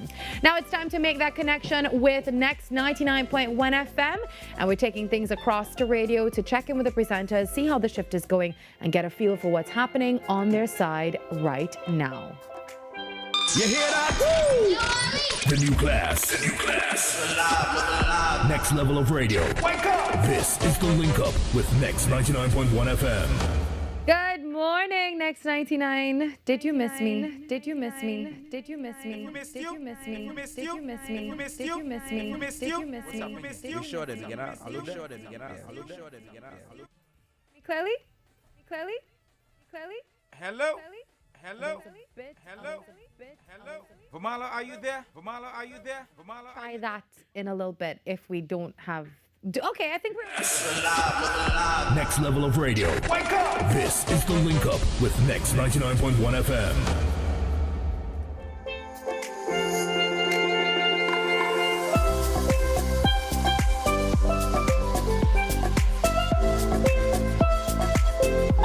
Every client deserves expertise, integrity, and guidance they can trust. At Camino Realty International, we deliver integrated real estate solutions, sales, rentals, property management, and project development. Driven by excellence, transparency, and innovation, we protect value, create opportunity, and build lasting success. Because real estate isn't just about buildings. For more information on our services, log on to CaminoRealty.com or follow us on social media at Camino Realty TT. Camino Realty International, elevating lives one property at a time. Coming up on Caribbean Passport, it's pulsating energy, deep cultural traditions. It's none other than Barbados crop over. Being at one with nature is no problem in Antigua and Barbuda, so let's swim with the stingrays. Fashion that's all-inclusive. And Caribbean tourism is at the forefront in Guyana. Be viewing Caribbean Passport as we explore the beauty of our region, right here on this station. Ever wondered what happens before the lights come on? Before the crowd pours in? Before the magic hits the stage? This is your all-access pass.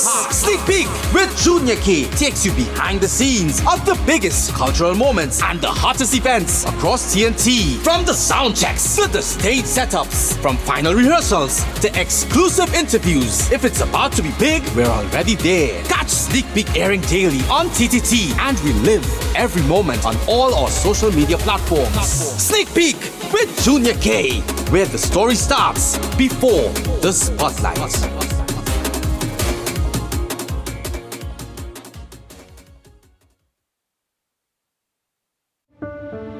Resilient, brave, worthy.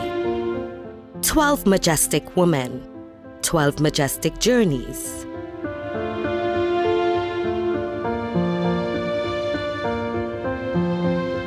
Majestic Makeover Season 3, coming soon to TTT and TTT Live online.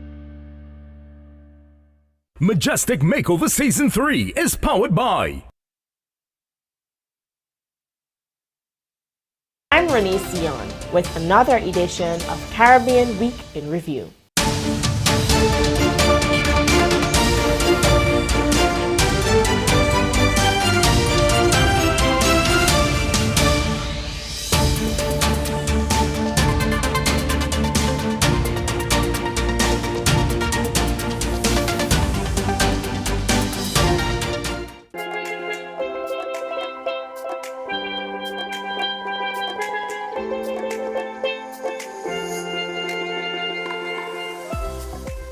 Welcome back to Trinidad and Tobago Today on TTT. We do apologize for that technical difficulty that we just experienced with our link up with Next 99.1 FM. We will see them next week and everything will be well. So continuing with the show, as families prepare for a new school year, the cost of uniforms and shoes and books and stationery can quickly add up. And one local company is once again bringing the community together to help ease some of that burden. Strict Tech Services Limited is hosting its annual pop-up shop and back-to-school drive this Saturday at the Eddie Hart Savannah.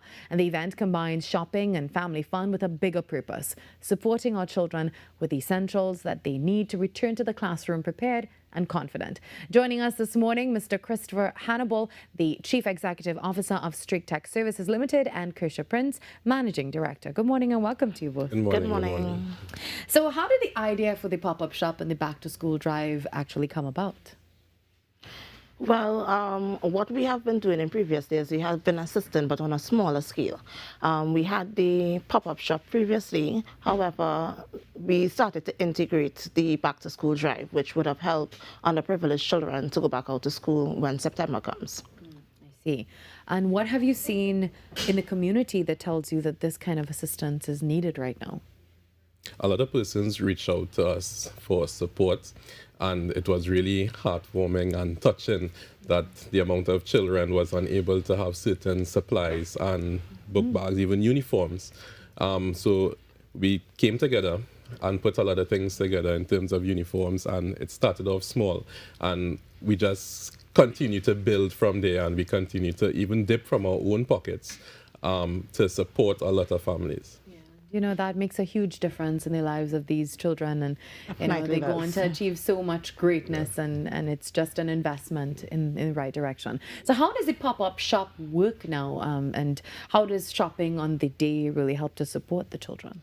The pop-up shop, the vendors, they would pay for 10 table chairs, and what we do is we pay for the tables, the chairs, the tents from the suppliers, and whatever remains, we put it towards the back-to-school drive. The vendors come out, they have a lot of different things to sell, from food to clothing to shoes, you name it, the vendors have it. So a lot of persons do come out and support the vendors because it's an exciting day. Apart from having the vendors there, we also have bouncy castles, we have a lot of entertainment taking place, we have a lot of giveaways on that particular day also.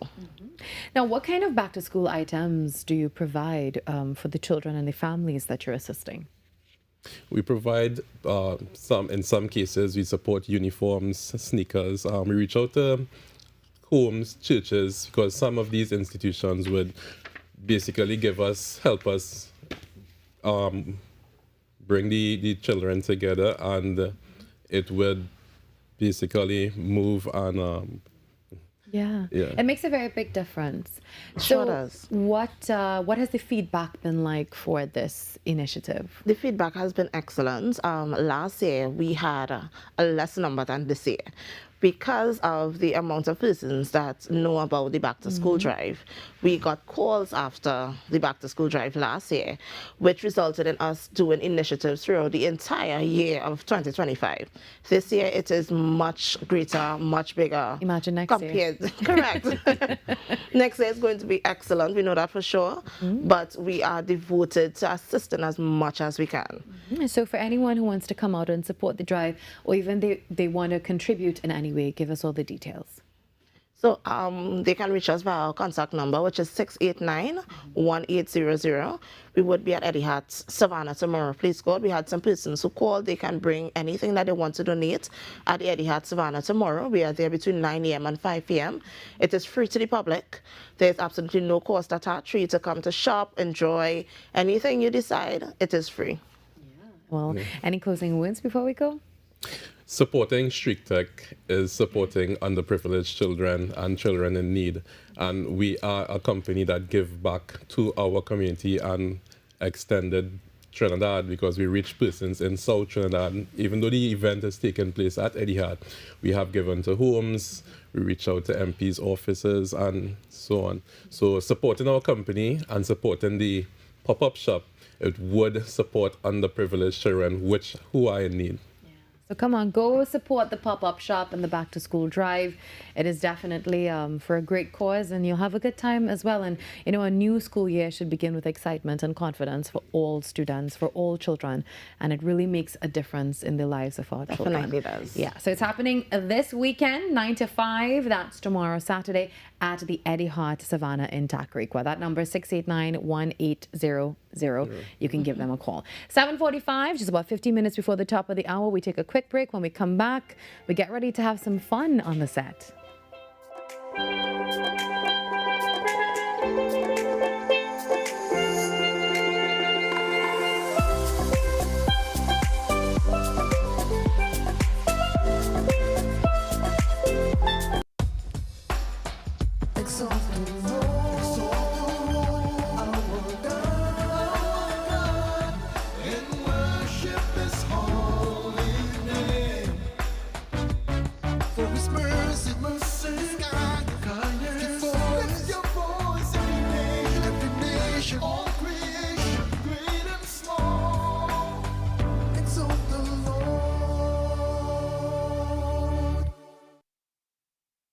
Coming up on Caribbean Passport, it's pulsating energy, deep cultural traditions. It's none other than Barbados crop over.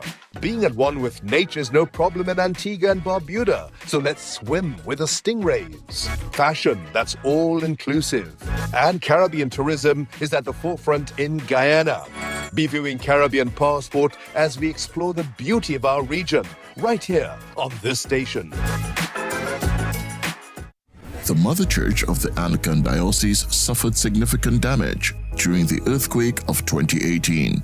Efforts are underway to raise funds to restore this national heritage site. You are invited to make your donations with monthly deposits at any branch of the First Citizens Bank, account number 2696950, Marval Road Branch, in the name of the Incorporated Trustees of the Anglican Holy Trinity Cathedral Restoration.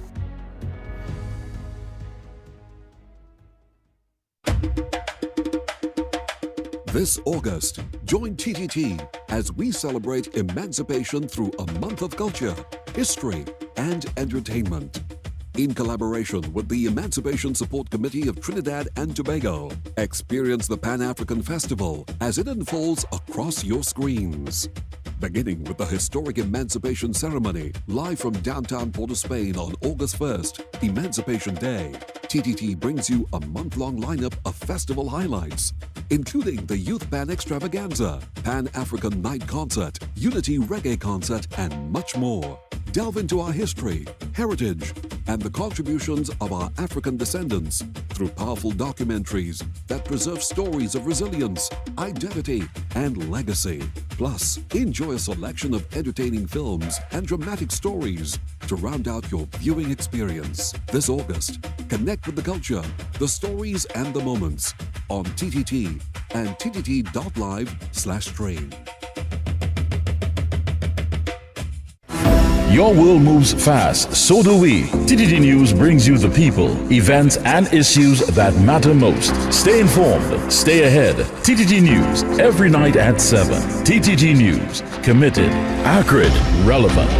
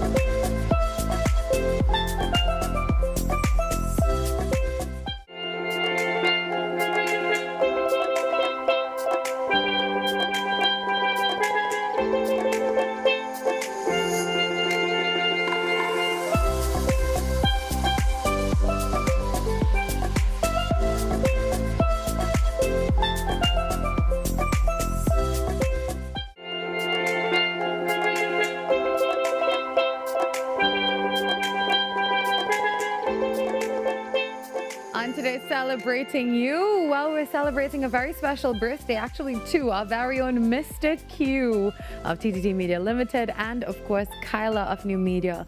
And we love them so much and we wish them all the very best. Her birthday is actually tomorrow. So happy birthday to them. Well, we're ending the show today with something a little different because, well, our next guest believes that sometimes we simply need to make time to play. You'll remember her. She was here just a few days ago, Crystal Friday, and we're talking about Games Festival 2026, bringing together hundreds of games and giant attractions all together for a good time. Good morning, Crystal. Welcome back. Morning. So the last time you were here, we were talking about Games Festival 2026. Tell us everything that we need to know while telling us what's on set this morning. I'm very intimidated by games. I am not a fun person, I think. Oh my gosh. These are very easy.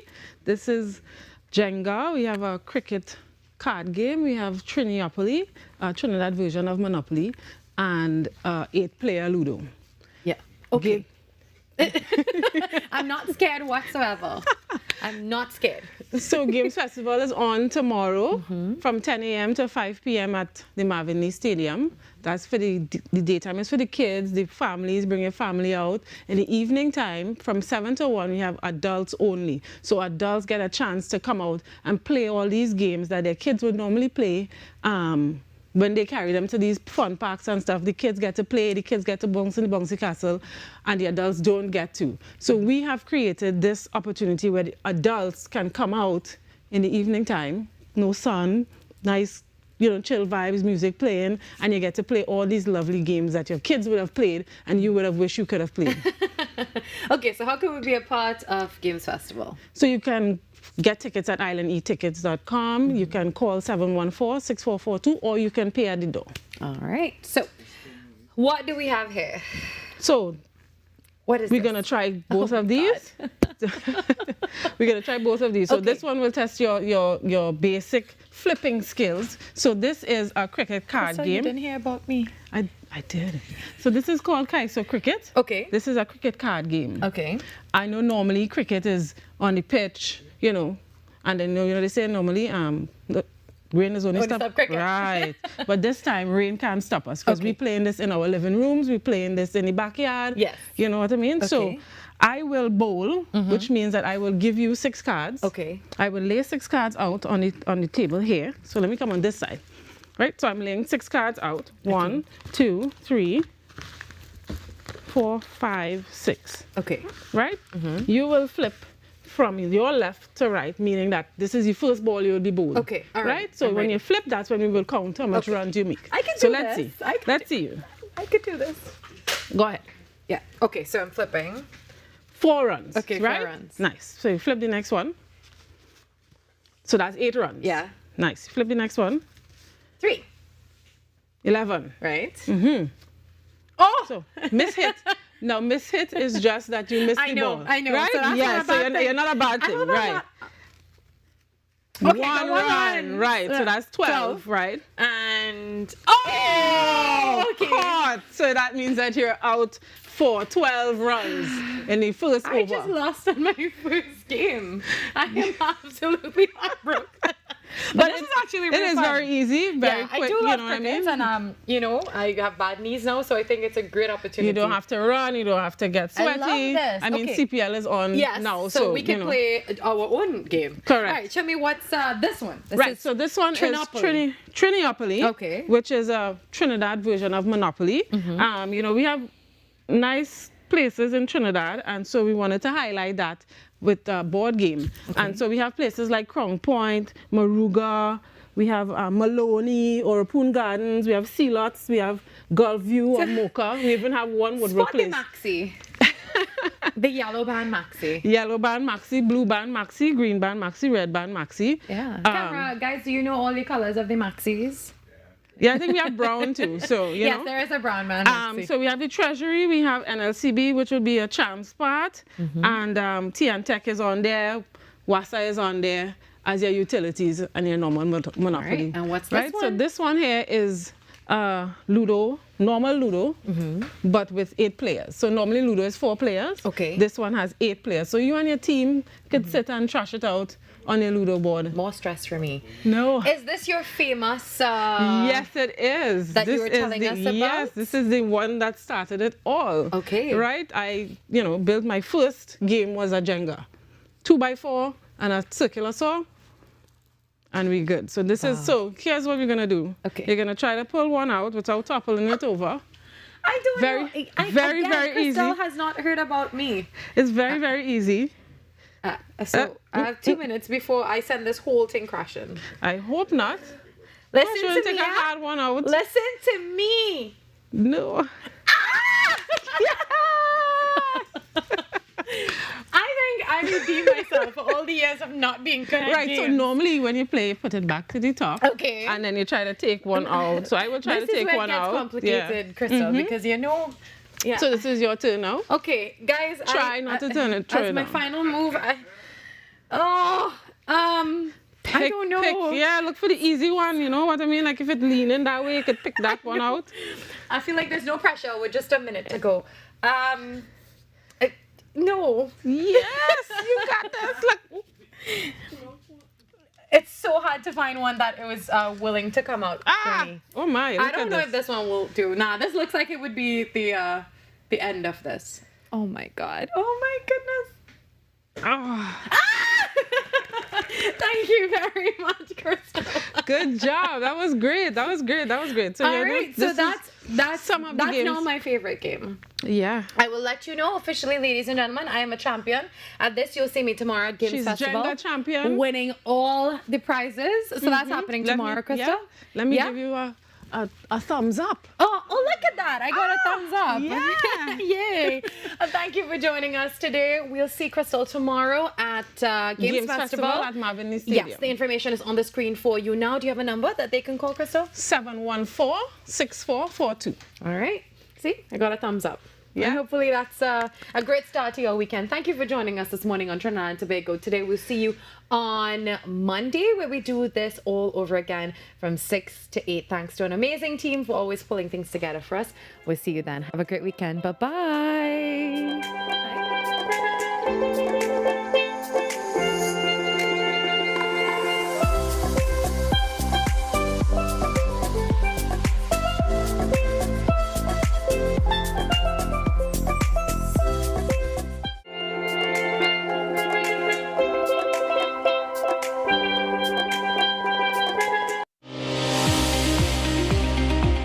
There are a number of risk factors for heart disease, so a lot of attention has to be put towards preventive cardiology.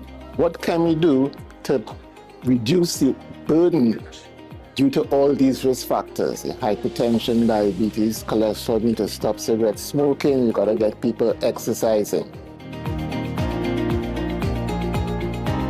Be viewing Caribbean Medical TV on this station.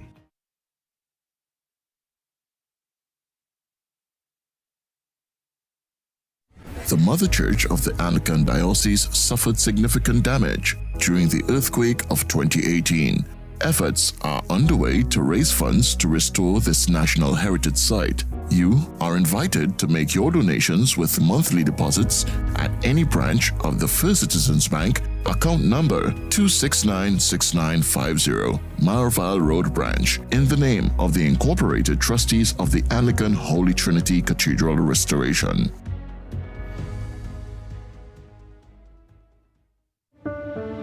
Resilient, brave, worthy. 12 majestic women, 12 majestic journeys.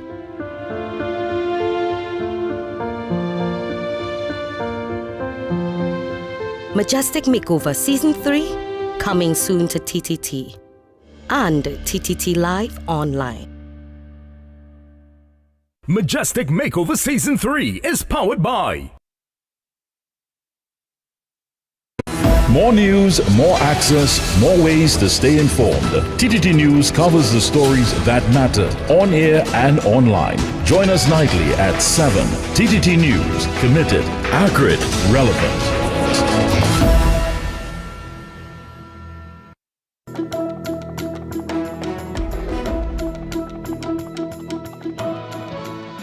Good morning. This is your TTT News Update. I'm Carrie Roberts. Making the news at this time. The Ministry of Trade, Investment and Tourism is offering more than 4 dozen incentives to assist local businesses to export.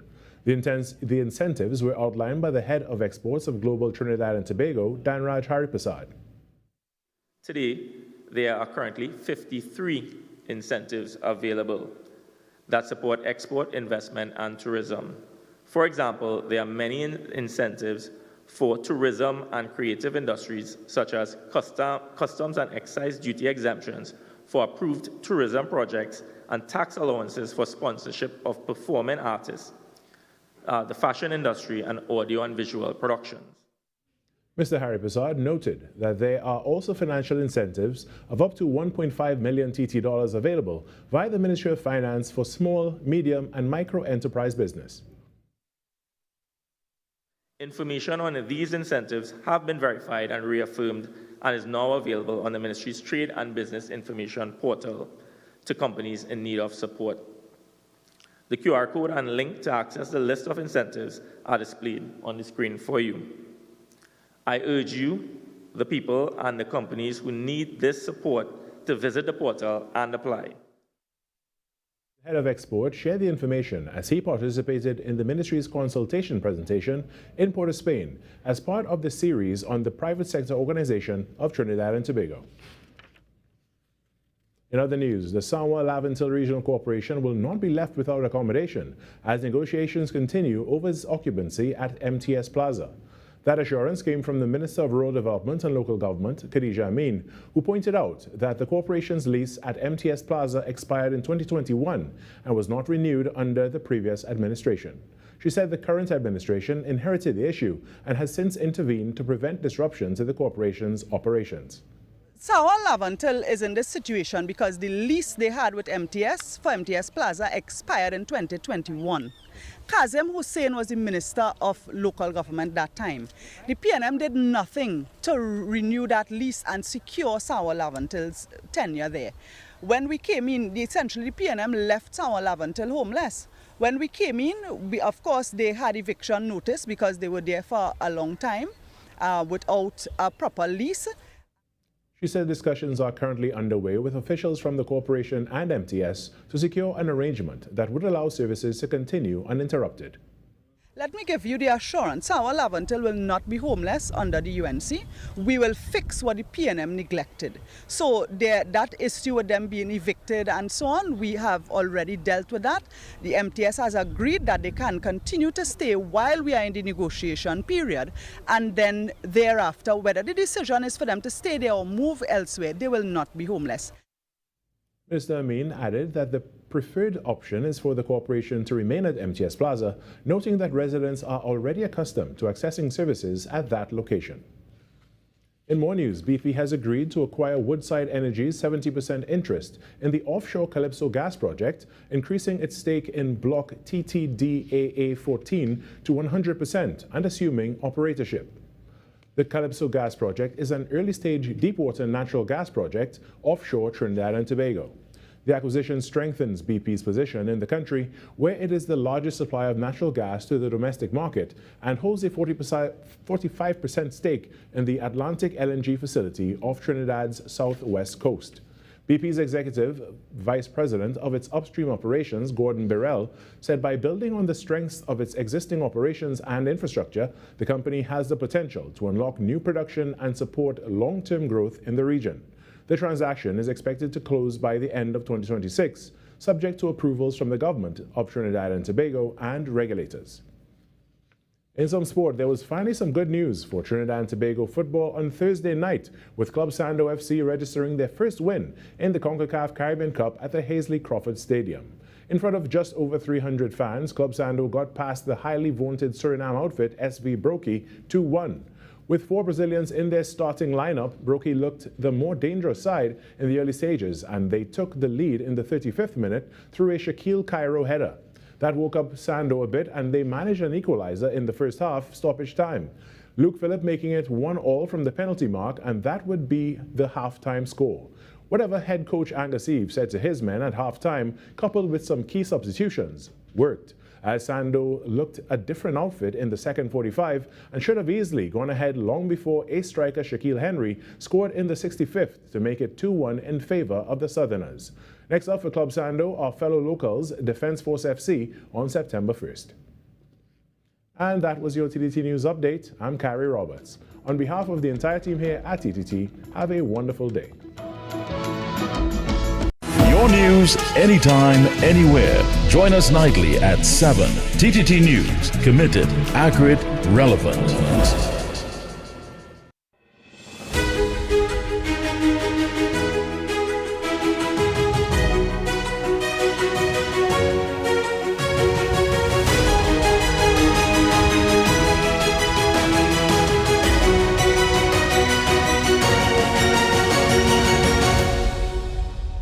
Hi Nazira, how are you? Fine, and you?